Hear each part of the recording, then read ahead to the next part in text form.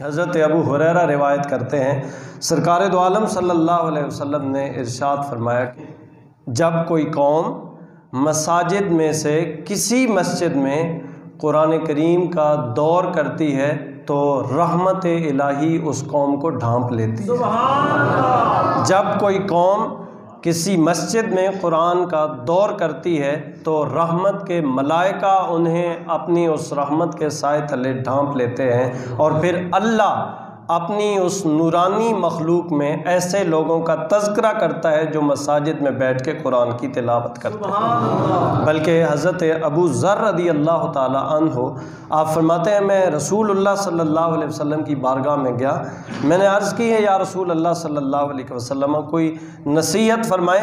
اللہ کے حبیب نے ارشاد فرمایا تقوی اختیار کر۔ میں نے عرض کی ہے یا رسول اللہ صلی اللہ علیہ وسلم اور کوئی نصیحت فرمائے۔ اللہ کے حبیب نے ارشاد فرمایا قرآن کی تلاوت کو اپنے لیے لازم کر لے، یہ اس زندگی میں تمہارے لیے عزت کا باعث ہوگی اور مرنے کے بعد تمہاری بخشش اور مغفرت کا سامان بنے۔